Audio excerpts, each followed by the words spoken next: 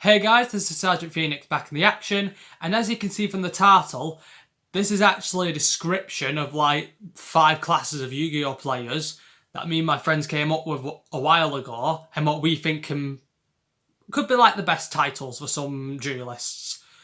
Now, this can also give you like an idea what deck you could use, because the way that we describe these these classes can also be a description for a type of deck you use. Now, as part, I'm actually going to present an image of the logo, and they are kind of basic because these were done when I was in high school, so it's years ago. But I managed to get the images again, and I got the descriptions of how we did it, and put them down. So first, I should explain how these titles happened. Originally, we were like the founders of Hogwarts with this idea. We decided to just make up classes that best suited us, and then we ended up getting and then we all took a photo in our high school classes when we actually made a Yu-Gi-Oh tournament, and we got other people to do it as well. The photo of the main five of us had team nicknames. My nickname was Shadowclaw, and the other, which was also known as the Hunter. So when we all got those little nicknames, we all thought, why not since we're all very different, why not just make a description based on those titles and call them classes of duelists? Because we used very different styles because we were very different people, but we all loved to play Yu-Gi-Oh. So we came up with these 5 classes. We were going to look at a 6th class, to do the 6 attributes, but we could never think of a 6th class, and I still can't think of one, because we think these 5 could possibly best describe people. But, if anyone here could actually come up with a 6th class and even give a description of the class itself, I'm willing to actually talk about it, and let's see, and I could see if I can even put it as a category. Now first here, we're going to show the Beast class. Now this came from a friend, and she was really she's one of those aggressive duelists. Loves to strike, loves to charge straight away like an animal ready to strike its prey. And we all came up with the idea, and we each came up with our own logos. So she came up with just using teeth, just showing just a wild her description, and she loved the colour red. So she said straight away, I want to create a class that best describes me, and we always called her the wild one of the group. And she was actually quite a ferocious duelist. If you didn't have a way to stop her, she took you down straight away. And this describes us as known as the aggressor duelists. These are your pro duelists who just summon out a bunch of monsters and just charge right ahead to win. But the problem is with these kind of decks they don't have a lot of recovery. But if you find a way around it, then you can survive it. But aggressive decks, I think Spirals are one of them. Spirals? Yeah, I think Spirals are one of them. They are very, they're just built on just raw power, built on just overwhelming the opponent straight away and just charging, just going right after the opponent without second thoughts. And that's where she got the title, the Beast. She showed no mercy, she showed no hesitation when it came to winning. But she later learned from our other classes, because we then started coming up with ideas of how we could adapt our different classes with other cards. So we looked up the titles, and she definitely did describe as an aggressive duelist. But she also came up with a mid-range deck, which was quite impressive as well. So she managed, because she changed her beast types to also have a defense as well, just in case of emergency, which was still almost all over the place, but it is still an effective deck. And this was before all the major everything came out properly, links and everything. This was years ago, nearly 5 years ago. So I'm saying, this is these are old school decks when we were just building our rough decks from scraps. Now next is one of my rivals, who is probably he called me his rival, and I told him I'm not your rival, but he said, but I'm his. The warrior class right here. Now the warrior classes are, well, the idea on him was using equips, using attack and using skill, showing that he was better. And he used noble knights. He used mainly warrior types based on the symbol because he liked using sword. And he even had his own wall of swords and axes that were made of materials and stuff, which was quite cool. He did he even did cosplay as a medieval knight, made of scrap materials, and it was actually quite impressive. And he came up with the idea of building decks that would be quite honourable based because as a warrior shows respect for his opponent, and he wanted to build a deck that was based on strength, authority, and control above all else.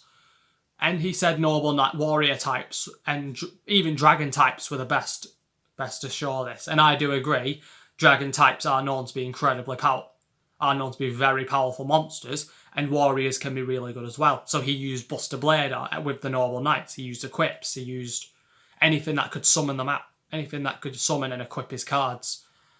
I haven't seen him. We're still in contact, but since the pandemic, I haven't really spoken to him. But he has spoke to me about how he's been equipping his deck even further with more noble knight and more equip based, and still looking for ways to make it better. I came up with the idea of him use Armor Recall, which lets you get an equip card, so it just helps him out a little further. So we ended up, like I said, looking up, and his symbol was very earth-based, which makes sense. Metals, equips, weapons, they're all materials from the earth, and he was a very not an earth person. He was, like I said, more of a person who thought if you didn't have a strong mind or a good level of respect for your opponent, then you're not a warrior, which I respect him for that. Now we're up to my class of when I got my title as Shadow. What my friends came up with a nickname, Shadow Claw, as the hunter class. Now you see, it looks like a bird. I chose to use a crow because I like birds. Birds represent freedom, and birds are quite cunning animals.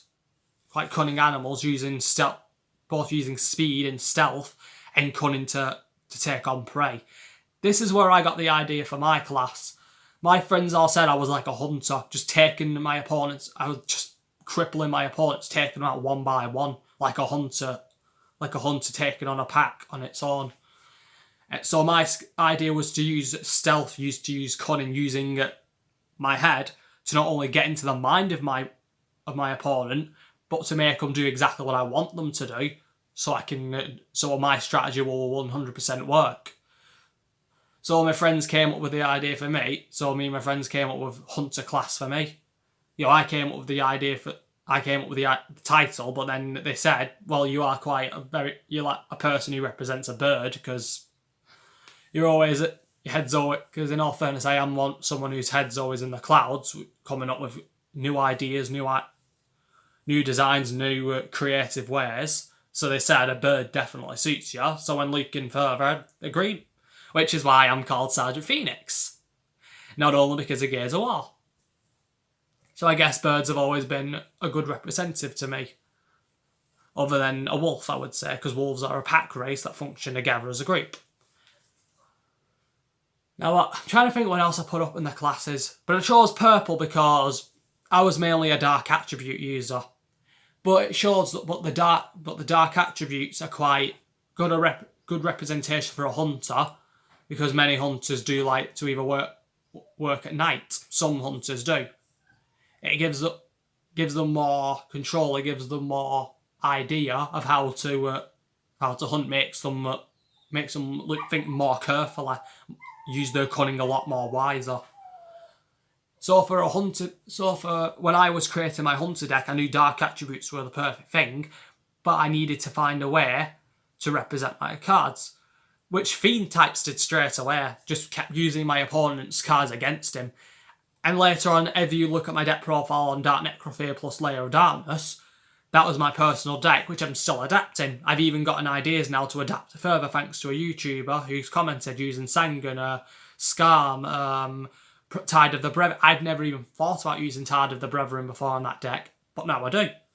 So I'm going to look at what cards I can replace for that. Since my deck is based on summoning, mid-range, and control. I would say I'm based on 3 categories of dueling. Now, what was the 4th? Trying to remember what the line I put these on. So the next turtle here is the... We had different names for it. The Chameleon class was the primary one. The reason we called it she called it the Chameleon... Was it? No, sorry, that was... Sorry, it's the second. That's the spirit one. Now I'm coming up next. So, Josh. Yeah, it was Josh. Now, my friend here came up with Chameleon class for the idea of actually always adapting his cards. He wanted, like a warrior, unlike a warrior and a hunter, he uses effects of his own cards or his opponent's cards, like 100-Eyed Dragon takes the name and effect of a monster. He immediately got drawn in the future to heraldic beasts, and he actually did like to use reptiles as well. He liked to use cards that could not only keep using other cards' effects if he needed them, but to also have a little bite around it, if you know what I mean. So Venom cards also became popular, so he got drawn to reptile cards. Hence, the symbol looking like having scales, it was to represent a snake with the eye there. And he actually had a pet snake as well. Scales, he called it. It didn't, a bit of a dull name, but it was actually it was actually a beautiful snake. And he thought the snake and he thinks the snake are some of the best animals, and I agree. Anacondas are literally some of the best hunting machine, literally the best predators that evolution's probably ever created in history for the modern world. Infrared, sea heat, they can detect animals or even humans in the water. If they're in the water or even on land, can literally hold onto you tight, break you, then just eat you like that. And he built his deck on poisoning and paralysing opponents' decks. So I asked him why not look at virus cards, but he said tributing wasn't him. More using venoms and countering, just putting counters on a monster or a spell or trap was more his style. Now we're up to Spirit class. Now, Spirit class was another female duelist, and she was a life point user. She liked to use graveyard effects and life point effects to always either damage her opponent or recover, and also recover her deck and cards, which was quite good. She even beat me using Soul Exchange, because I was using my dark attributes to just keep sending my monsters to the graveyard to keep summoning Dark Necrophilia. I got rid of almost every card in my hand. I nearly got rid of every card I had. But she kept on... I kept getting rid of cards, and she found a way to keep banishing them and then using them against me. But then later on I managed to beat her, because I managed to find ways around this, even using my Banish Zone to my advantage using Dark Horror, which gains 300 attack per banished monster. But even when she destroyed that, using a battle, I got all my monsters back, even when she used Soul Exchange. So there are loopholes to every strategy and to every combo, but me and my friends like I said, we thought these were the best way to describe us. Now, my question is, based on what you've heard, and I'm showing the 5 symbols here, which one represents you the most? The Beast, the Warrior, the Hunter, the Chameleon, or the Spirit? Out of these 5, which one do you think best describes you as a player? And through that idea, it could give you an idea of how to build your own deck. So let's say you like playing aggressive, you don't want to give your opponent a chance, you want to win this as quick as possible. You'll be a beast. I would say a beast class. If you want to use power, do you want to use strength and tactic to overwhelm your opponent? Not unlike beasts, just going at it. Make sure you build up everything first to make sure you're strong and ready. Then a warrior. If you want to use your mind, you want to use cunning, you want to use it, like say psychology, to basically psych out your opponent. Then the hunter class. If you want to keep if you want to like mess around with your opponent, you want to keep using effects against them, want to keep using more effects against them, you want to basically keep changing, keep going around, then definitely the Chameleon class. Or if you're a life point user who likes to not only keep gaining life points, who's also built on recovering and damaging, then the Spirit class would definitely suit you. So as I've said, put down which class you believe suits you the best, and give a reason why. And you can even describe what deck would you use based on those classes.